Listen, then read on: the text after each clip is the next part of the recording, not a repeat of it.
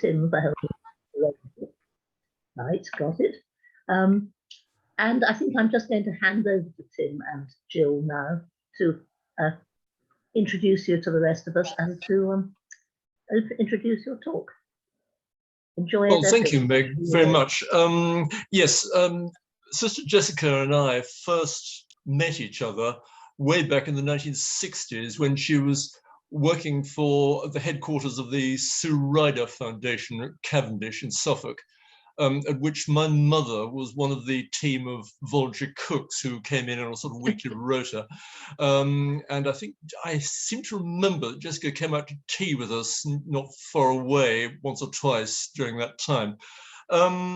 She left the Sir Ryder home in Cavendish in 1970 and went and studied social sciences at the then Leeds Polytechnic, and then did a teacher training college, went to a teacher training college to do art and music, specializing in sculpture, which she's described to me as a bit of a wonder. That there may be some parallel, obviously, with Siegfried Sassoon's own sort of spiritual quest then. She's been a religious of the Assumption since 1976, and well, here we are now. Thank you, Tim. Well, thank you, Jessica, very much. Well, do I just start? Yes, please. Yes, okay. Well, I've called this talk Setting the Record Straight.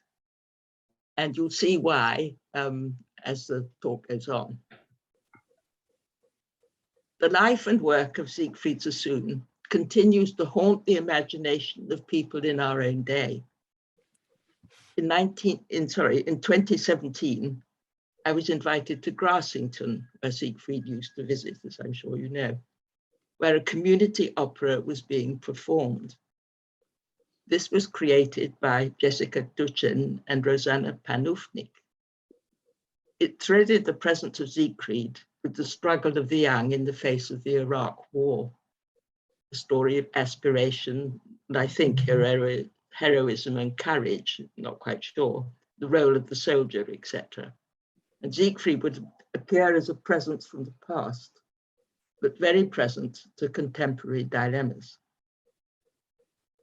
Some days ago, I was reading reviews of a new film called Benediction by Terence Davis, which was shown recently at the Canadian Film Festival. I have not seen the film, which by all accounts is a tour de force of filmmaking. But all the reviews made clear the thrust of the film, which concentrates on his love life and portrays him in his old age as a bitter, despondent figure. I quote. Another quote is, "This is a film that trembles with a need for redemption that never comes. The urgency of that search is palpable enough for you to feel it." And again, quote, "Damaged beyond repair and deeply resentful. An old age poisoned by regret," this sort of thing. I've been wondering how to get into this, thinking about this talk, but this absolutely, reading these reviews, made it very clear what I had to say. I was shocked how completely wrong they were. It astonishes me that they can get his final years so wrong. I am neither a literary critic or an historian nor an academic, but I am a witness to the last years of his life. I saw, I knew, so I will try to convey something of this to you. So please, if the film comes to this country, or if you've already seen it, understand that it says more about the maker than the subject of the film. Perhaps it is also contemporary prejudice to discount anything so overtly spiritual or religious, I don't know. But what I do know is that accuracy and truth is not what it's about. So please treat with caution. I recognize that as a religious of the Assumption, I am at home in the world of faith, but many in today's world are not. Perhaps this is why the evidence of Siegfried's last years is so often ignored or discounted or explained away. Now the poem, "At the end of all wrong roads I came." At the end of all wrong roads, I came to the gates of the garden without a name. There, till the spell should fail, I found sudden Elysium, strange with sound of unknown birds and waters wild with voices unresolved for rest. There every flower was fancy's child, and every tree was glory's guest. And love, by darkness undefiled, went like the sun from east to west.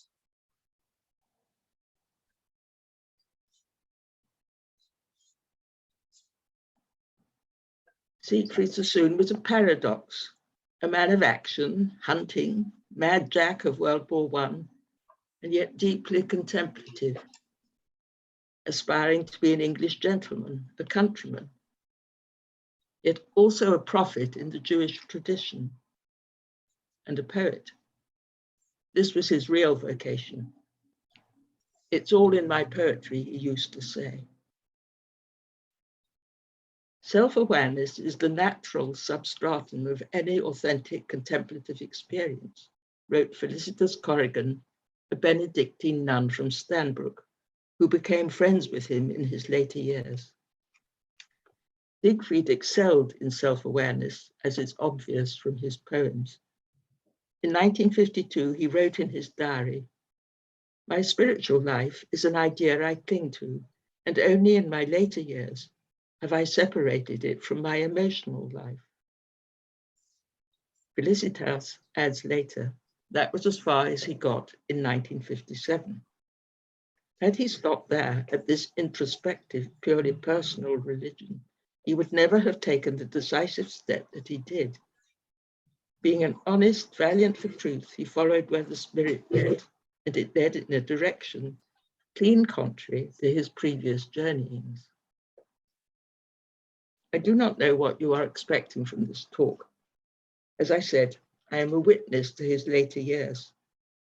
So I will not be throwing any light on the war years, nor his efforts to find a place in the interwar years, the time he was feted among writers and socialites, nor his well-known sexual adventures, which fascinate so many. There was, however, no doubt that World War I left deep wounds. The poem on the passing of the Menin Gate.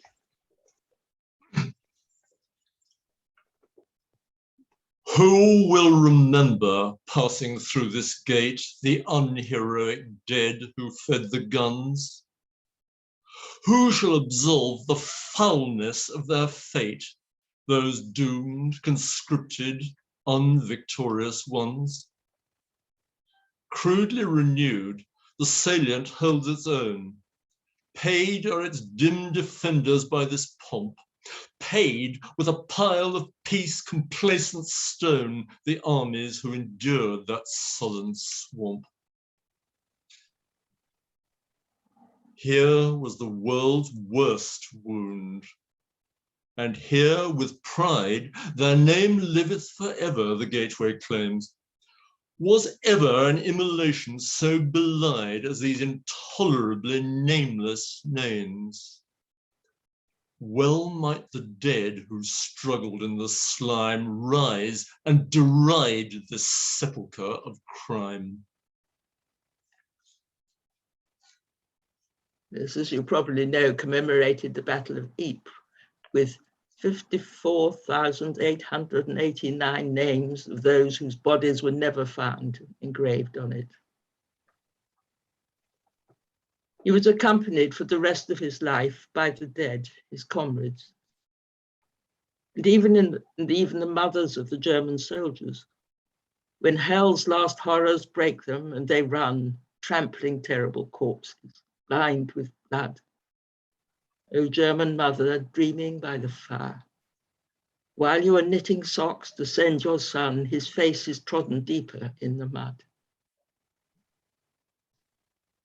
Today, the poetry of that time can be read as a warning to an increasing militarized and careless world. Siegfried said, "I feel as strongly as ever about the madness of war."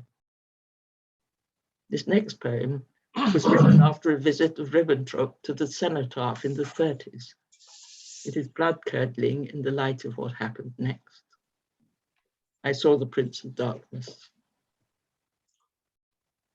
I saw the Prince of Darkness with his staff standing bareheaded by the cenotaph. Unostentatious and respectful, there he stood and offered up the following prayer. Make them forget, O Lord, what this memorial means. Their discredited ideas revive, breed new belief that war is purgatorial proof of the pride and power of being alive. Men's biologic urge to readjust the map of Europe, Lord of Hosts, increase. Lift up their hearts in large destructive lust and crown their heads with blind vindictive peace.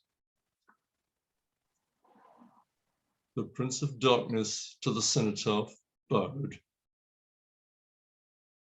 As he walked away, I heard him laugh.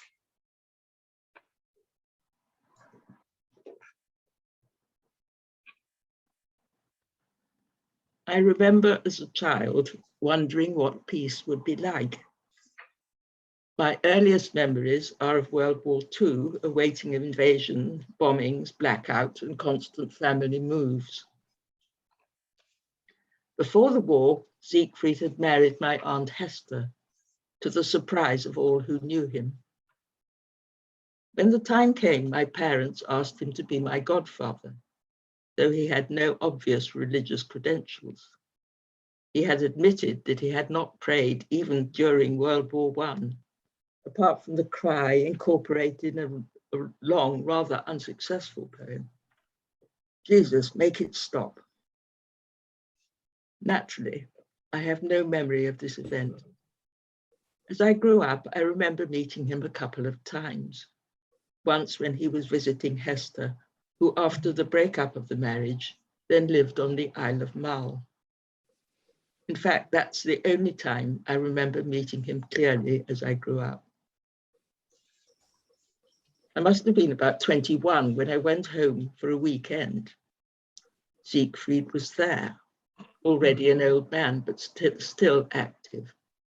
This was a very rare event. Out of the step with the poetic currents of the time and with an estranged marriage, he'd come a bit of a hermit. The hermit of Heytesbury, the large house in Wiltshire where he lived. He battled with his memories, his sexuality, mechanization and evolution, the societal currents of the day, always returning to the garden thrush, the first primrose of spring, larks and plovers, and of course his writing. I am that man with a luminous look who sits up at the night to write a ruminant book. I am the man with a furrowing frown, thinks harshly of the world and corks it down. He worked often late into the night. What? He had published a slim volume of poetry called Sequences. A few years before, it represented what he later came to call his purgatorial time. His trip to Yorkshire was because his housekeeper needed a holiday. My mother suggested I take him to a rather special garden near Richmond in Yorkshire, St. Nicholas's. It was full of rare, rather beautiful plants collected over many years by the owner. At the end of the walk, Siegfried took a rose in his hand and said, You have to believe that someone created this. I recognized immediately that he had something special, something that I was in search of. And he must have recognized this in me, as straight away he invited me to visit him in Heytesbury. As I was walking in the garden where, the poem, please.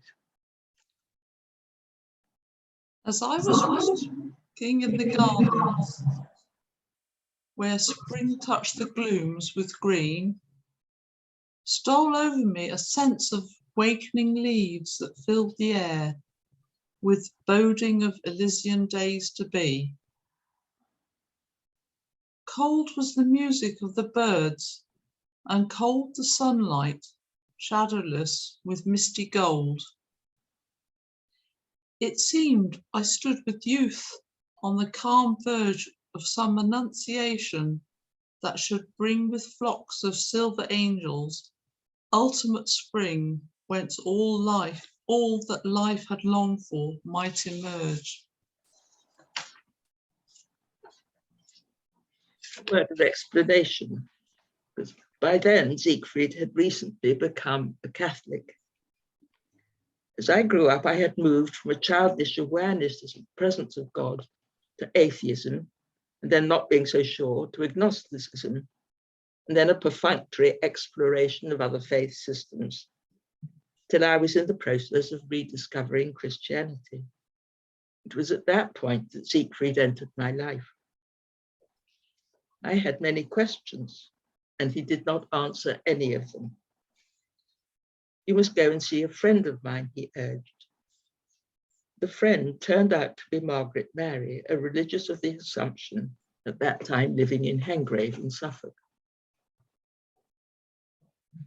One time she'd had the flu. She used to teach English at the Assumption School. She had been reading the latest book of poems by Siegfried, the one I mentioned before, Sequences. She felt they conveyed an anguish and a searching. She did not normally write to famous poets, but something prompted her to do so. She also consulted other Assumption sisters who urged her to write, so she did. As the letter plopped through the letterbox, and he read it, there was an immediate recognition on his part. He called it deliverance, deliverance by mercy, a light within, a sense of being found. Margaret Mary just came and opened the door through God's mysterious providence, he said. It was 6 months before they met, but a deep spiritual friendship grew through their correspondence. In the end, after a long, dark night of probation, Siegfried became a Catholic, and his poetry blossomed into prayer. He called it a homecoming, which gave unparalleled serenity. It was the fruit of spiritual victory, leaving deep peace and a radiance that, walking round the garden, I could sense. It was real, transformative, almost tangible. It was through this first encounter and later ones that I was then able to explore Catholicism myself, and with the help of Mother Margaret's abiding prayer and presence, and Siegfried's prayers too, I think, eventually became a Catholic, and later an Assumption nun. Siegfried had truly become my godfather, for which I am ever grateful. I give these details of my own life really to show my credibility as a witness to what had happened to Siegfried and what he was able to convey without a word, or rather what I recognize now as a deep contemplative spirit honed by attention, the sort of attention you give to creating poetry, an attention to truth and to listening. This is a quote of his. While you were in your purgatorial time, you used to say that through creation's God remained so lost, such aeons away. Somehow, he would reveal himself to you someday. Siegfried began to recognize his Jewish inheritance more and more as he went through life. He became a man of peace. I have discovered what real peace is, he wrote, and that peace was communicated to others. His poetry always expresses better than anything that can be written about him. So could we have the poem? This is the time of year when even for the old. This is the time of year when, even for the old, youngness comes knocking on the heart with undefined aches and announcements, blurred felicities foretold, and obvious utterance, wearying winter left behind.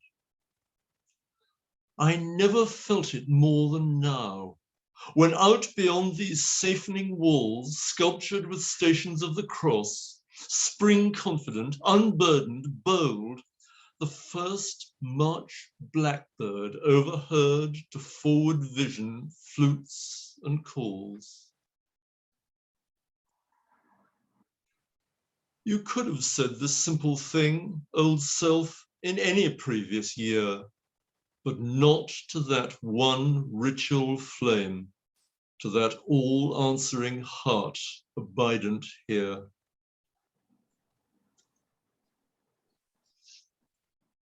Thank you. And the next poem, A Flower Has Opened in My Heart. A flower has opened in my heart. What flower is this? What flower of spring? What simple secret thing? It is the peace that shines apart, the peace of daybreak skies that bring clear song with wild, swift wing. Heart's miracle of inward light. What powers unknown have sown your seed and your perfection freed? O flower within me, wondrous white, I know you only as my need and my unsealed sight.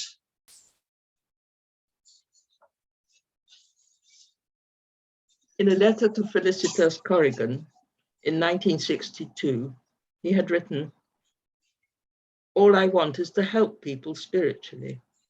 In the past, I tried to be a benefactor with money and friendship. Not much success in most cases, mundane matters being what they are. But with Jess, I could say, what is faith? It gives substance to our hopes, which convinces us of things we cannot see. And for the first time, I really did help someone. There you have the whole thing in a nutshell." So I am a witness to the last part of his life that seems to remain so hidden to so many who are fascinated by his person, poetry, and story. And of course, I'm not the only one. There are many others.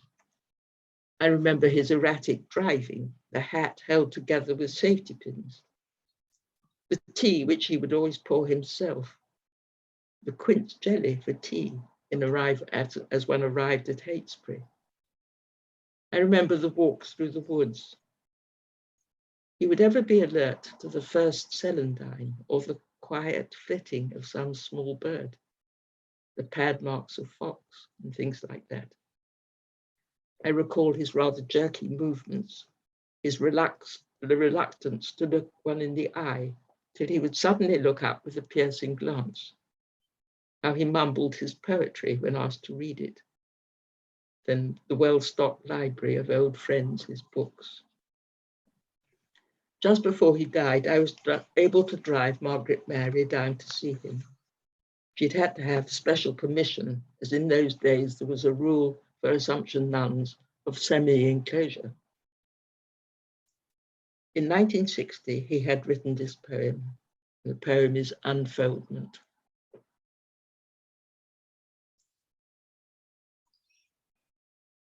Tight pockets of daffodil,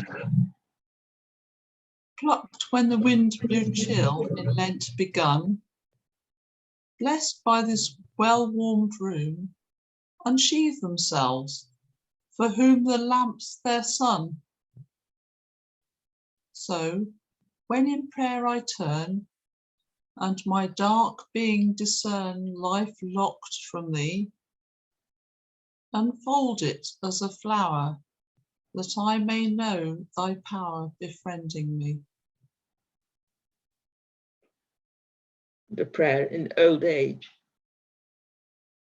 I ask one world of everlasting loss, in all I am, that other world to win.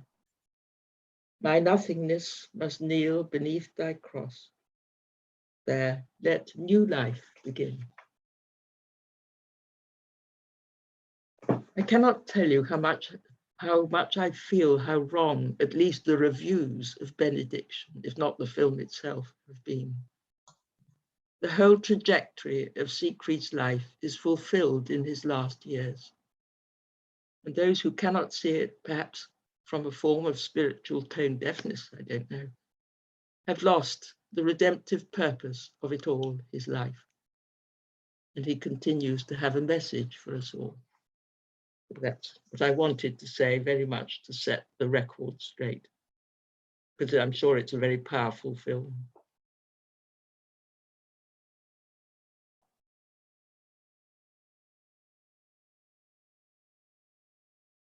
Can't hear.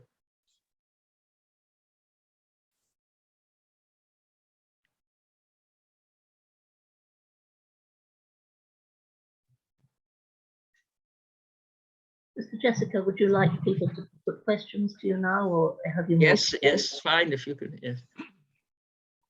Can I start with one? And I hope this isn't an irrelevance. I've always been surprised that Siegfried wasn't distressed by the liturgical changes in the church in the way that Evelyn Waugh and David Jones were. He doesn't seem to have been, and yet the aesthetic beauty of Catholicism was part of his conversion. Can you tell us something about that?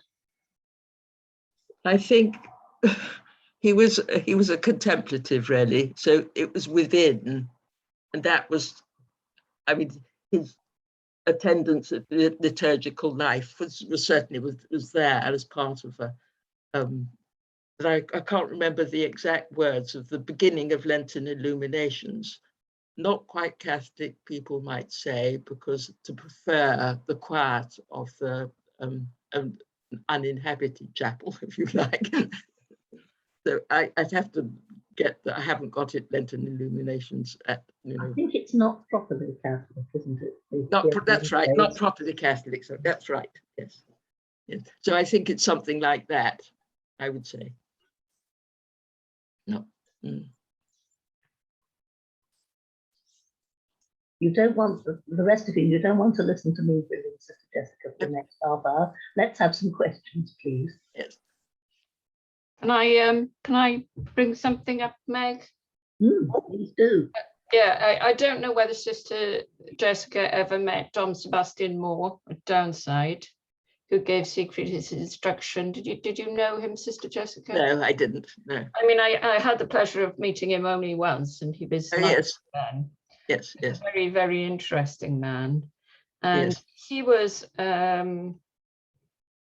absolutely adamant that he repeated it several times during our conversation that Siegfried's conversion was the result of a mystical experience. His dream about Sister Margaret, Sister Mary. Yes. And I'm sure you'd agree with that, but I wonder whether he talked to you much about that, and whether you felt that that kind of the sense of that mystic experience that he'd had. Yes, no, he didn't. He didn't. I've learnt it through other channels, if you like. He didn't talk about it, but then he didn't talk very much about it at all. And as I say, if I asked him questions, he would say, he wouldn't answer. He would just say, "You need to go and see this friend of mine, Margaret Mary." But it was just that one could sense it. It just sort of irradiated it. So the experience was there, but I think it was not just one experience. It was cumulative. I just wondered, I mean, I wonder what was going on there. I mean, he was ready to tell Dom Sebastian all about it. Yes. But perhaps with you, perhaps did he feel, do you think maybe that being younger, that you wouldn't understand, that you wouldn't be able to relate to it, or was it something he wanted to keep private? That I wouldn't know. I think he probably thought it wasn't, you know, it was important to him, but it wasn't necessarily important to, as part of what he was trying to, how he was trying to help me, you know, because everybody has to have their own experiences, really. I don't know. I understand. Yes. Mm. But it's nice that you met Dom Sebastian. Yes, yes. Yes, I was very lucky. Yes. He was also very influenced by Ronald Knox, I think. Yeah. Yes. Yes.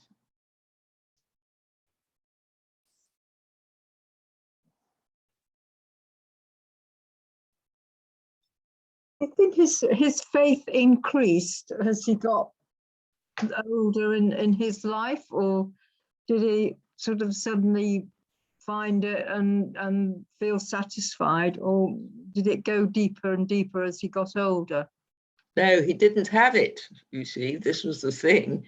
I mean, the purgatorial time was when he was, and that's where I think that, you know, the benediction way, you know, what they're trying to express is his purgatorial time, as he called it, purgatory, you know, where he didn't seem to have any faith. And as I say, when he accepted to be my God's father, he, you know, he wasn't a prayer, he didn't have a particular faith at all.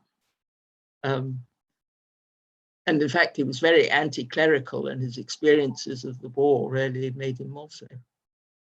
You know, the church blessings of, you know, slaughter and that sort of thing.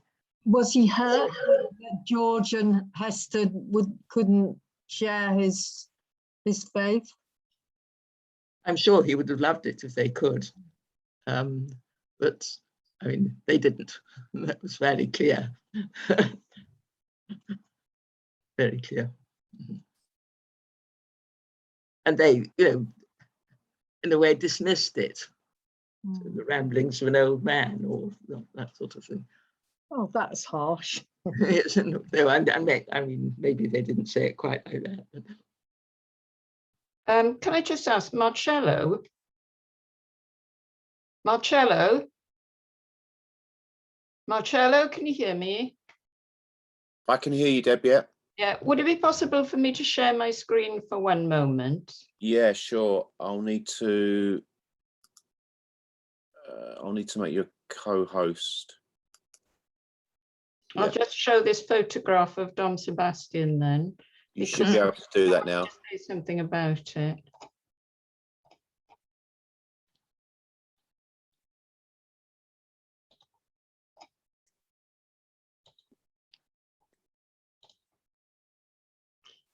Can you see the photograph? Oh, yes, yes. No, it's That's quite lovely. small, and it's right in the middle. Yes. I took that photograph when I was talking to him, and I said, when you gave Siegfried his instruction, where were you? Did you go to his house? And he said, no, mostly he came here.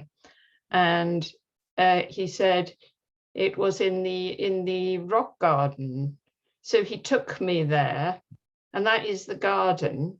And he said that he thought that he and Siegfried sat on that bench. And I'm not sure if it was that exact bench, because it could have been renewed since then, but it was in that position. So that, what you're seeing there, is where Siegfried sat with Dom Sebastian to have his instruction. Yes. I know a lot of you Very can. appropriate. Yes, yes, yes. Nice garden. Yes. Okay, I'll stop sharing now if I can. Thank you. Thank you. There we are. I just thought you might like to see that. Yes, thank you. Yes. In a back number of Siegfried's journal, there is a transcript of Deb's interview with Father Sebastian Moore, but I'm afraid I'd have to look up the reference to tell you all which volume it is.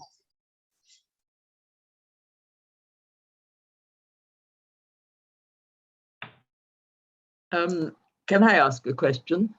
I think, Jeremy, you actually saw the film. Well, how did you find it? I did, and thank you for your talk this evening, Sister Jessica. It's been very interesting so far.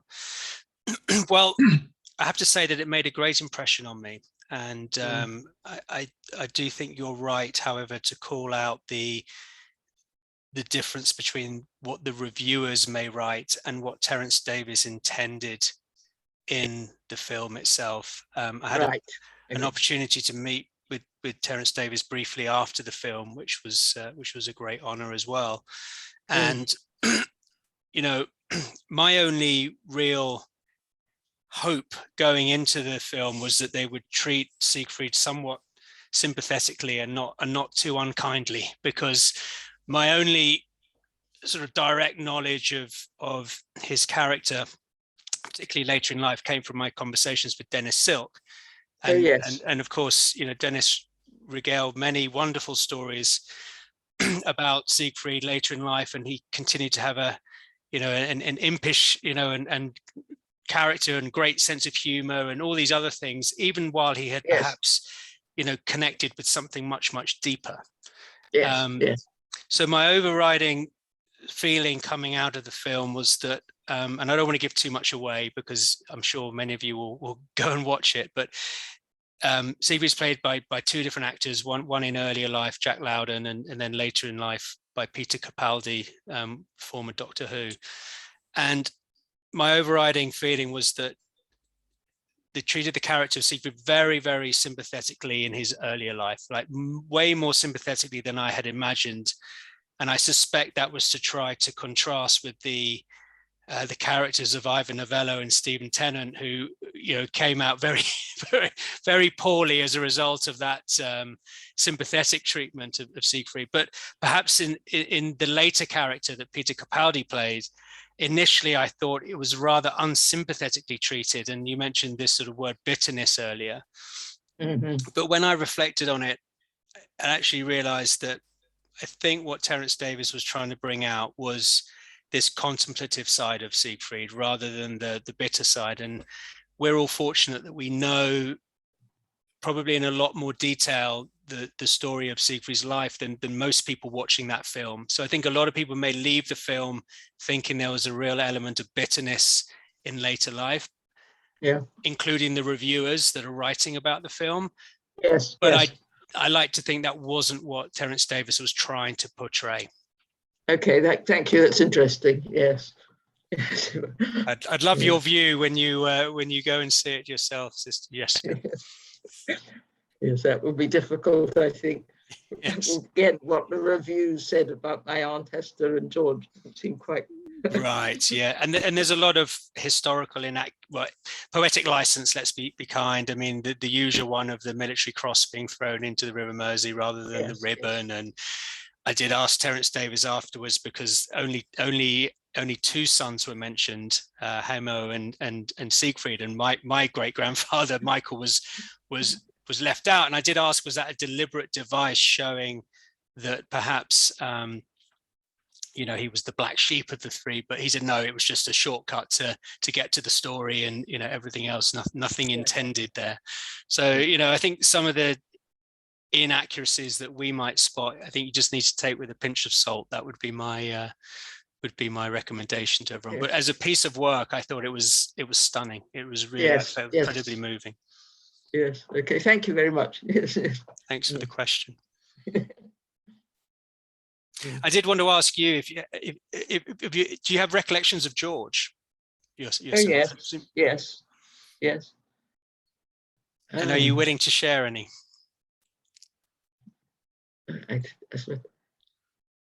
Yes, he was a troubled lad, really. I think, really. He used to play off his mother against his father, and that sort of thing. Nice little anecdote was, I think, that they were doing the memoirs of a fox hunting man for some exam that he was sitting, and so the question was, what sort of a man do you think the author was? So he said, this man was my father. Yeah. He was very intelligent, mechanical, not obviously poetic in any way or contemplative. He wrote rather a strange book about the man and machine, sort of making up science fiction almost. He used to go and stay up in Mull with his mother and do a lot of ham radio, and also put things all over the mountains, because Mull is very mountainous. I'm not quite sure what he was trying to do, but sort of radios and things like that. He learned Serbo-Croat. He had, I think, 4 wives, lost track. And 2 of his children were tragically killed in a car accident. Yeah. The other one, when he thought he wasn't able to have children, was actually remarkable. I mean, I've only met her. I think she came to the funeral of the 2 other children that were killed, and very like Siegfried to look at, sort of torn, and was trying to be a stand-up comedian. So it was all all very confusing. He used to play the bagpipes. He liked his whiskey. He spent a lot of time out in Mull, hobnobbing with the locals and playing the bagpipes at night by the side of the loch, this sort of thing. I think he had quite a difficult life, really. Many strings to his bow. Yes, and never quite, not quite sure what he accomplished with all the talents that he had. And I remember my mother telling me about the tragic crash of Tom and Isabel, I think, with That's right. the twins. Yes. Yeah, which Yes. I forget the year, but I guess it was not so long ago, 1990s, I think. I honestly can't remember. Yeah. Yes.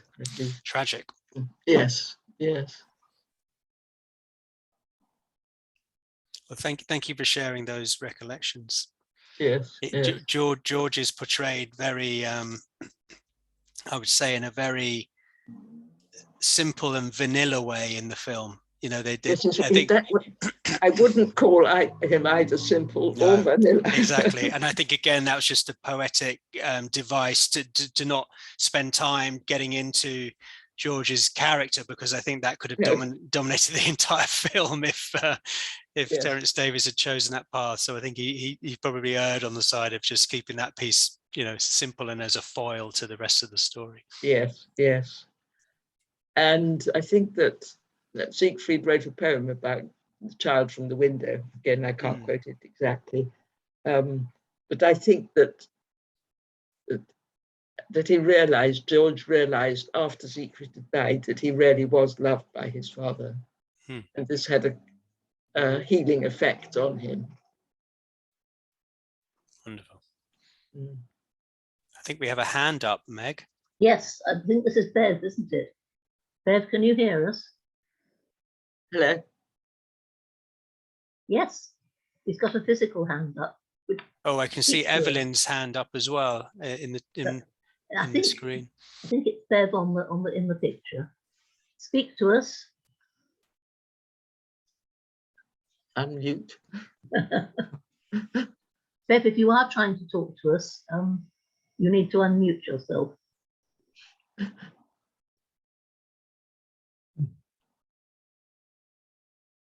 We still can't hear you, I'm afraid.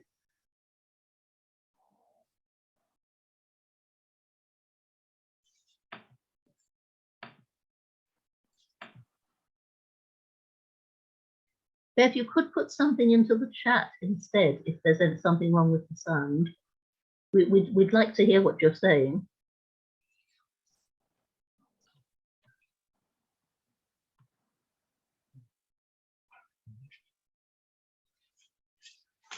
I'm sorry, we still can't hear you, I'm afraid.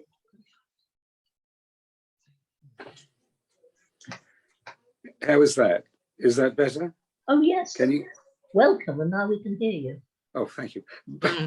But Meg, I have absolutely nothing to say. I want to hear. I'm just here in a listening mode, 100%. It's so lovely to hear it all. So please carry on.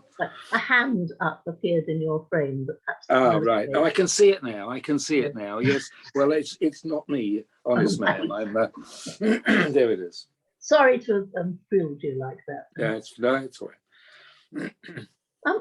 I'm going to sneak one in, if I may. Sister Jessica, in some of the later religious poems, he uses musical metaphors, doesn't he?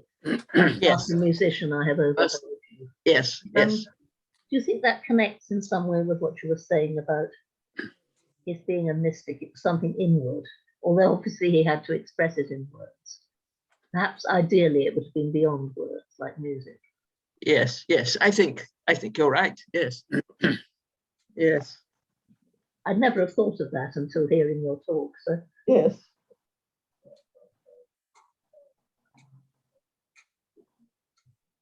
the yellow hands have now appeared in Tim and Jill's frame. Jessica, a question I just would quite like to ask. It's fairly clear to me from these late poems of Siegfried Sassoon's, and indeed from your talk, that he obviously felt he was coming home. He was resolving his life's problem, as it were. Yes. At the same time, I'm very struck by how central the word strange seems to be in, well, not very often, but in sort of key places in his work.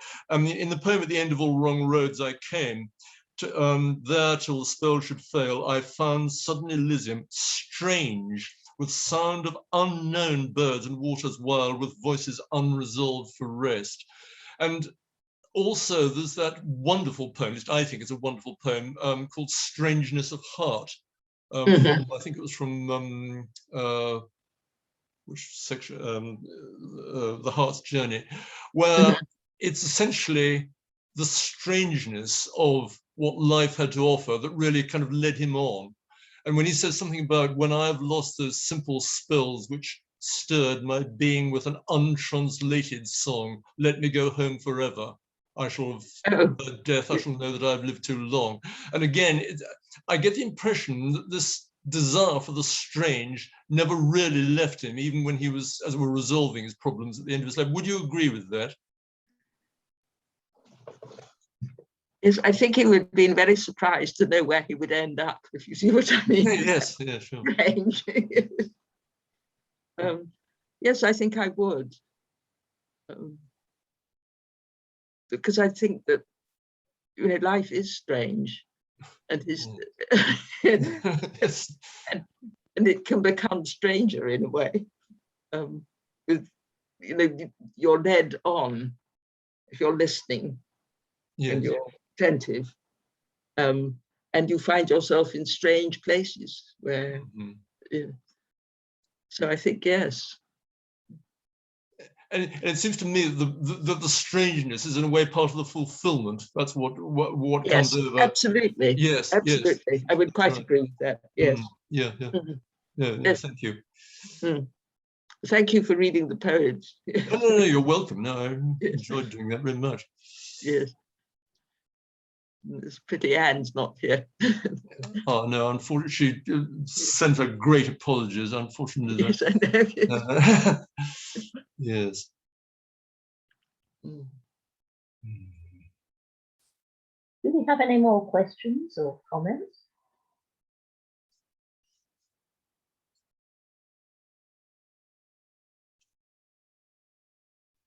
I'm going to be very greedy and help myself to another go in that case, which doesn't stop anyone else. Sister Jessica, I was wondering about possible influences, I mean poetic influences for the religious poems did he read, for example, Hopkins and Herbert? Or Oh, he Is it- certainly read Herbert. Yes, I'm sure he did. Hopkins, I should think so. I mean, I haven't got evidence of it, but I would think so. But I know that people like Eliot, he found rather, I was going to use the word strange. He wasn't his way. It was much more Herbert. Hmm. And it was very, and Vaughan, of course. Vaughan was the, Yes, of course, Yes. that's a brave old. yes, yes. And Hardy, he loved, yes. I don't think his poetry is much influenced by Hopkins. No, So, I was thinking no. of those polysyllabic lines in Lentor Illuminations, but that might have come by way of Hardy, mightn't it? Yeah.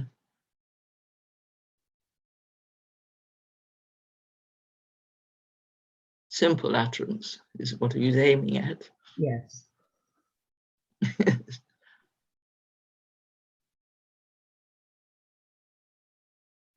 I'm sure several of you must want to say something. Please do. Hello, Meg. Yeah, Austin. Can you hear me? Yes. Yeah, Yes. can you see me? That's the sort of typical Zoom call. Yeah, I just wanted to say, as people who sort of know me know, I'm sort of very much the military history side of Siegfried's life. But I just Yeah. say how fascinating the talk was. Good. If you sort of sold it to me, if I come to it completely sort of like dead, because I've heard about the talk was being arranged, I would have said, that it wouldn't have sort of interested me at all. But I was absolutely fascinated. And, Good. it's I don't know. There's this thing about sort of like soldiers, because I've never served in frontline combat, but they do seem to be almost on this. Quite a lot of them do seem to be on this, to use a sort of trite phrase, journey type of thing. Yes. And it was just an observation, and just like I say, just to say, yeah, again, how fascinating. So thank you very much. Yeah. Yes. You're welcome. Yes. But I think that, very often you're faced with life and death as a frontline soldier, and certainly those in the First World War were. And so that makes you think, makes you ponder, makes you go deeper, really. And certainly the dead accompanied Siegfried throughout his life. And people said that possibly he decided to go back after, the conscientious objection type moment, because of his comrades. To be with them. That is interesting. If I could add, if I may, my father was 3 years on the Western Front in the infantry, and he became a poet, and a good one. And he wrote about it, and I think it was a sort of a get out, a way of cleansing his soul somehow. There's a word I'm looking for, but that is true. That's it. Catharsis will do fine. But that is exactly so. He went into other things later, but certainly he wrote 8 or 9 of them, some of which, by the way, were published in the journal. But yeah, that is absolutely so. It was his way of expunging some of the things he saw. Yeah. Terrible. Thank you. Sister Jessica, did Siegfried ever talk to you about Hester, or was that one of those topics he just batted away? No, he didn't talk at any length, but I do realize a bit what was going on. I think he was quite pleased when Hester used to come and visit him, and I think he used to find it quite difficult. Even when they were estranged, she used to come down from time to time. So I think that it was still difficult. And I know that Hester, on her part, was, for instance, when I used to go and visit Siegfried, she was very upset by this. In fact, she used to telephone my father and say, you know, she shouldn't be doing this, she shouldn't be going to, and really quite a state. So in the end, I was asked by my parents not to see him because of Hester. Not to see Siegfried. Yes. Yes, Sister Yes. Jessica, can I ask a question, please? Thank you for Yes. a wonderful, wonderful talk. I mean, I love the sort of anecdote about George studying memoirs of a fox hunting man. I think that's a fantastic little story. And we've spoken a lot about the poetry tonight, but I wonder whether Siegfried mentioned his prose writing at all, either the Schersten trilogy or the second, more autographical trilogy, because I think in a letter to Michael Thorpe in 65 or 64, he spoke of the sort of the value of the memoirs. He called them having humanity or something similar like that. And it seemed to me that he placed great value in them. Did he speak about his prose writing at all? Not that I remember. But then when I go visiting, he would get up about midday, you know, so I would have the morning to myself. And I used to play the piano. He used to enjoy that because he could hear it up in his bedroom. And then perhaps we'd go for a walk, then we'd have tea, that sort of thing. I remember him talking about the war sometimes. I can't remember exactly what he said, but you know, when people have been through traumatic experiences, once they start, they keep going. You know, and you could tell when. So occasionally that would happen. He didn't really talk much about his poetry or his prose. You know, it would be more about, he might talk about Hester, you know, whether she was coming and, you know, what the state of play was or how George was. But perhaps more about the trees in the woods and what was needed for that sort of thing. Thank you. So I can't throw any light really on, but I'm sure you're right that the humanity, he was, you know, very much a human being. Just to comment on what you were saying about the use of the word strange, you know, someone else was mentioning it as well. When he looked back on his life, when he looked back a terrible war, an almost surreal situation in the trenches, the real terrors of everything there, odd happenings like meeting Wilfred Owen at Craig Lockhart Hospital, which all must have been tied up with a lot of magical feelings and strange feelings in his mind. I don't think it's a surprise that when he gets older, he uses the word strange quite a lot in any writings that he does and thinks, and that word has made a kind of impression on him, really.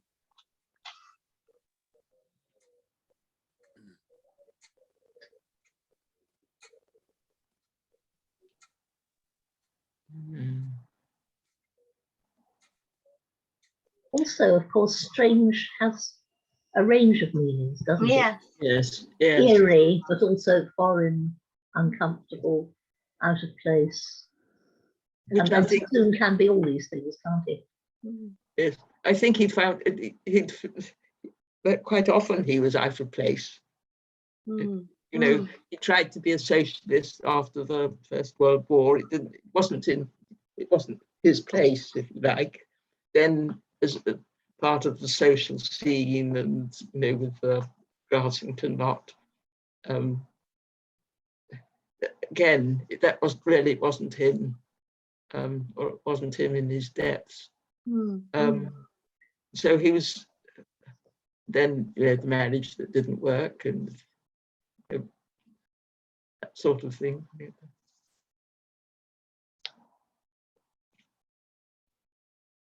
So that's why I think he called it a homecoming. And he finally found home.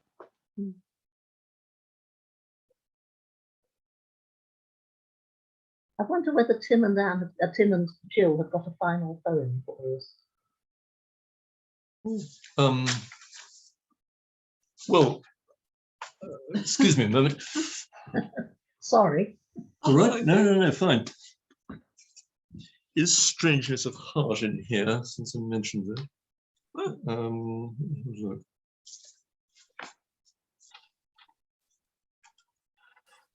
Okay. Well, since I'm afraid I mentioned Strangeness of Heart earlier on, let me read that, because it's one of the poems which I feel, rightly or wrongly, in some ways sort of, for me, brings the whole of Siegfried Sassoon sort of together almost more than any other one poem. When I have lost the power to feel the pang which first I felt in childhood, when I woke and heard the unheeding garden bird who sang strangeness of heart for me while morning broke, or when in lightning twilight sure with spring, pausing on homeward paths along the wood, no sadness thrills my thought while thrushes sing, and I'm no more the listening child who stood so many sunsets past and could not say what wandering voices called from far away. When I have lost those simple spells that stirred my being with an untranslated song, let me go home forever. I shall have heard death. I shall know that I have lived too long. When was that written, Tim? I'm not quite, Jessica, could you help me out on this one? I'm not quite sure when it was written. It's the same sequence as that wonderful poem, which I'm very grateful to you for having introduced me to, which was as I was, yes, that's right, as I was walking in the gardens where. It's the same sequence as that. And I always think of those two poems as rather sort of, in a way, they link together. Yes, I really don't know. If you just wait a moment, I might be able to.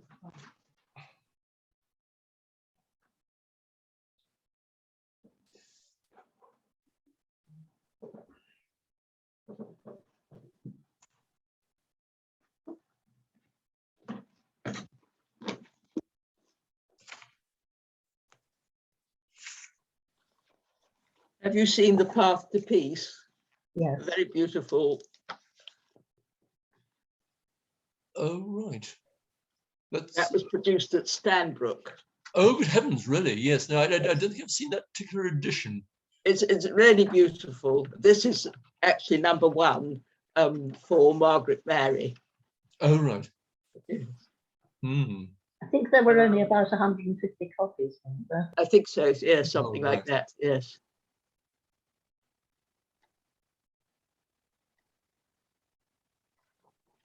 Oh, yes, yes.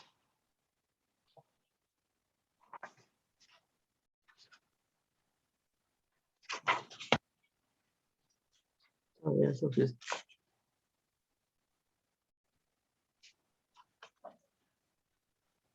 I think I'm right that that came out in 1960.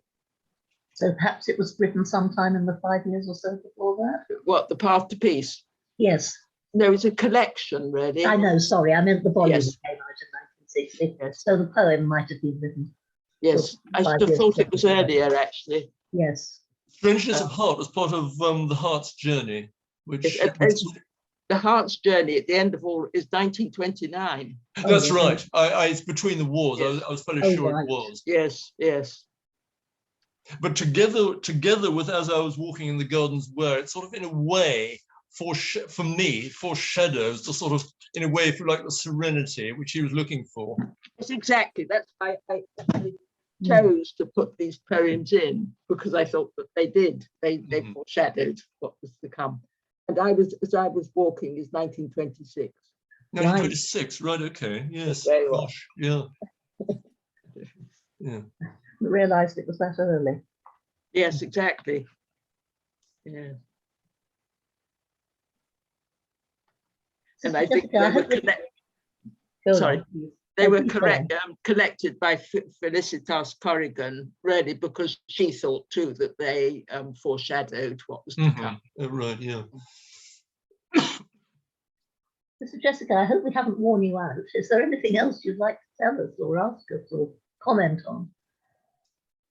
No, thank you for the opportunity of what I say, putting the record straight, or at least putting my on the reviews about benediction, which I think I felt I needed to do.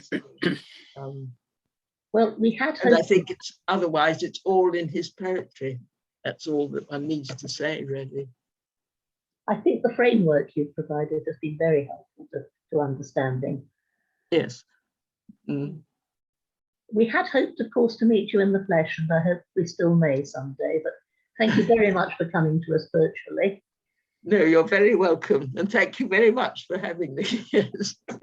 And thank you, Tim and Jill, for all the reading. Oh no, well, not Yes, at all, Meg. yes. Thank you, thank you, and Jessica, thank you for introducing me, speaking for myself, to a whole lot of Siegfried Sassoon's poems, which I honestly didn't really know, and giving me the point of them, which yes. Good. Yeah. Well, it's there. It's in the poetry. Exactly. Yes. Yes. Yeah. Okay. Yes. And thanks to all Thank of you you. for coming. Does anybody want to put in a final word?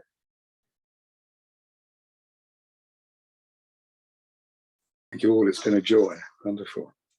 Just to echo thank you. thanks to Sister Jessica and to Jill and Tim for wonderful readings. Brilliant. Yes. Thank you. And Marcello, thanks to you for hosting us and setting Yes, things up. Yes. Without the technology, it would have. That's right, And to yes. Meg for chairing as well. Thank you. Yes, thank you. Yes. Thank you. Amen to that. Yeah. That was a great evening. Yes, thank you. I'll say more than that. I do hope that we'll come back to it on YouTube, and I know lots of people who aren't with us tonight will do so. I think everybody here tonight probably is a member of the Siegfried Sassoon Fellowship, so I won't push it. But if by any chance you're not, Google it, please, Siegfried Sassoon Fellowship. We've got a lot to offer, and we'd like to hear what you've got to offer us. Thank you all very much. Thank you, Meg. Thank you, Thank Meg. you, Meg. Thank you.